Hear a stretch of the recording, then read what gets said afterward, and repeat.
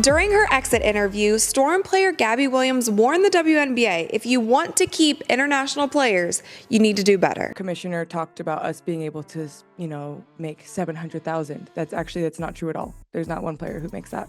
And we were promised, team marketing agreements and league marketing agreements, but they've fallen quite short. The W thinks that they don't have to pay us more in order for us to be here. And I think I didn't express that when I first talked about prioritization. Teams are mad that I don't come back, but that's how it is. So, yes, it just the WNBA. If you want us to be here, you have to pay us more. It's business. It's how it works, and that's all that. You know what's crazy? WNBA stars are leaving the league to play in Europe. Why? Because they can make way more money overseas. Imagine this, Diana Taurasi once made $1.5 million playing in Russia. That's insane compared to the WNBA's top salary of just over $200,000. What's going on here? Before we move on, I'd like to ask you a small favor. If you appreciate this content, please take a second to like this video and subscribe to the channel. Over 98% of you watch the videos without subscribing. It costs you nothing, but it makes a huge difference to us. So did you click the subscribe button? Great, thank you so much. Now, back to the video. Now, about those salaries. Ever wondered why top WNBA players are trading American courts for European ones? The answer lies in cold, hard cash. What if I told you that the highest paid WNBA star makes less than some bench warmers in the NBA? Diana Taurasi played in Russia and did not play in the WNBA. And it was never outright stated that she didn't play in the WNBA because Russia basically put that in their contract. The highest salary in the league was $107,000. So obviously that's a huge jump. Diana took that offer. She played overseas. And at that time, she was also hands down the face of the league. Because Russia paid Diana Taurasi at that time $1.5 million salary to play in Russia. Let's talk numbers, and I promise you, these aren't just any numbers. They're the kind that'll make your eyes pop. Gabby Williams, a WNBA star, dropped a truth bomb that's got everyone talking. She said, "The W thinks that they don't have to pay us more in order for us to be here." Can you believe that? It's like the league is saying, hey, you should be grateful just to play. But wait, it gets crazier. The WNBA has been throwing around this claim that players can earn up to $700,000 through marketing. Sounds sweet, right? Well, Gabby's not buying it. She straight up called them out, saying, that's actually not true at all. There's not one player who makes that. Talk about a reality check. So what's the real deal? Brace yourself. The highest salary in the WNBA is just over $200,000. That's it, for the best of the best. Now let's hop across the pond for a sec. Diana Taurasi, a legend in the game, was reportedly making $1.5 million playing in Russia. That's more than 7 times what the top earners make in the WNBA. With the growing popularity of the WNBA and with players able to, make money off brand deals and this and that and their celebrity rising, there could be a world where more of these private-owned EuroLeague teams, we could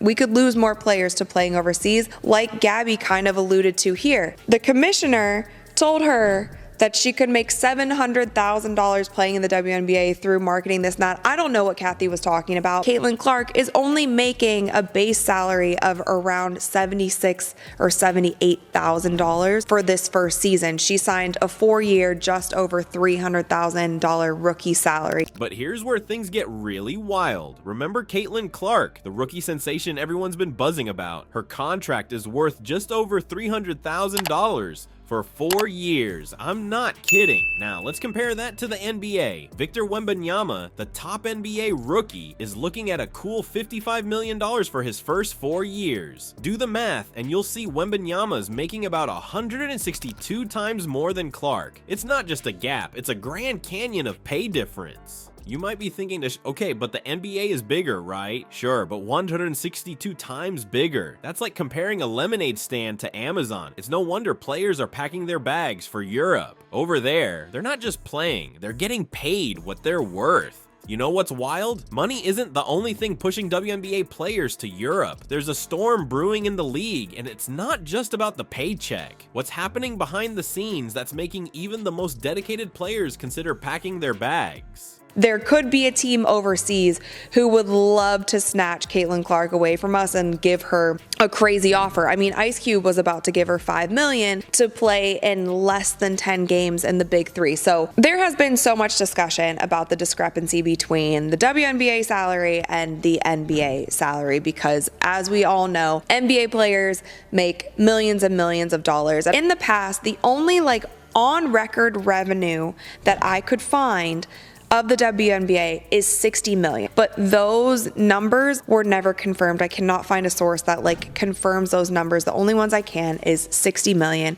Let's talk about the drama that's unfolding. The WNBA's been a bit of a mess this year, and it's not just because of the low salaries. We're talking about management issues that are driving players crazy, poor officiating, unprofessionalism, and enough drama to fill a reality TV show. It's all happening in the WNBA.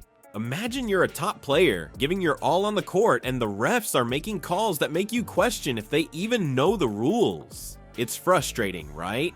Well, that's what WNBA players are dealing with game after game. The officiating has been so bad that players are losing their cool and fans are scratching their head. But it's not just the refs. There's a whole lot of unprofessional stuff going down behind the scene. We're talking about management decisions that make you wonder if they've ever even watched a basketball game. It's like the league is trying to run itself with a playbook from the 1950s. All this drama and mismanagement, it's damaging the WNBA's reputation. Fans are getting frustrated and players are looking for the exit. When the people who should be your biggest supporters are shaking their heads, you know you've got a problem. Now, here's where it gets interesting. Caitlin Clark, the rookie sensation everyone's talking about. She's not just sitting back and watching this unfold. She's stepping up and speaking out. Clark's been advocating for spot bonuses for opposing players. You heard that right. She wants her competition to get paid more. Why would she do that? Because Clark understands something the WNBA management seems to be missing. It's about fairness and growing the game. With all the extra cash flowing in from increased attendance and viewership, players want to see that money reinvested in the league and its athletes. But here's the kicker. The WNBA can't just snap its fingers and fix everything. They're stuck in this collective bargaining agreement, CBA. That's like a straitjacket. It's limiting what they can do to address these issues and bump up player compensation. It's like they're trying to play a modern game with ancient rules.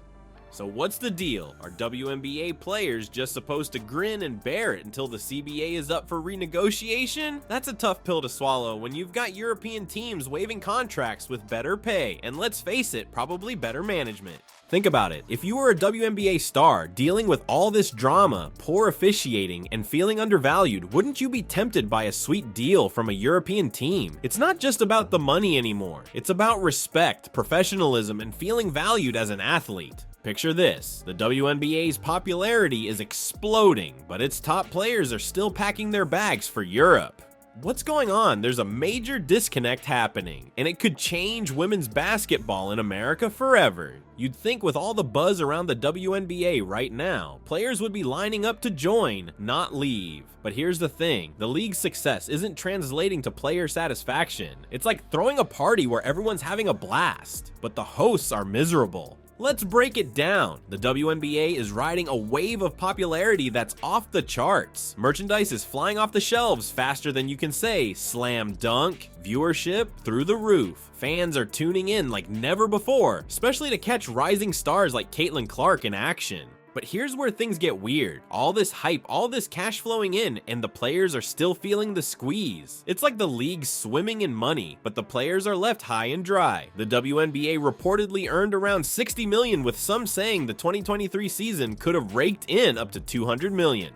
That's some serious dough, right? Wrong, at least for the players. Despite all this cash, salaries are still stuck in the minor leagues. It's like the WNBA is playing Monopoly with real money, but the players are getting paid in board game cash. Now, you might be thinking, okay, but surely they're working on fixing this, right? Well, not fast enough for some players. Gabby Williams dropped a truth bomb that's got everyone talking. She said, if you want to keep international players, you need to do better. Ouch. That's not just a wake-up call, it's a full-on alarm blaring in the league's face. But it's not just about the money. Remember all that drama and unprofessionalism we talked about earlier? Yeah, that's still a thing. It's like the WNBA is trying to run a professional league with amateur hour management. Players are fed up with poor officiating, behind the scenes drama, and feeling like they're not valued. So what happens if the WNBA doesn't get its act together? We're talking about a talent exodus that could make the Great Migration look like a weekend getaway. The best players in America could end up making Europe their permanent home court. Imagine turning on a WNBA game and not seeing any of the stars you know and love. That's the future we're looking at if things don't change. But hold up, it's not all doom and gloom. There's still hope for the WNBA, but they need to act fast. First things first, they've got to figure out how to share the wealth. If the league's making bank, the players need to see some of that cash. It's not just fair, it's smart business. Happy players mean better games, and better games mean more fans. Next up, they need to clean house when it comes to management. We're talking professional refs, drama-free front offices, and a league that runs like a well-oiled machine. Players shouldn't feel like they're in a reality show every time they step on the court.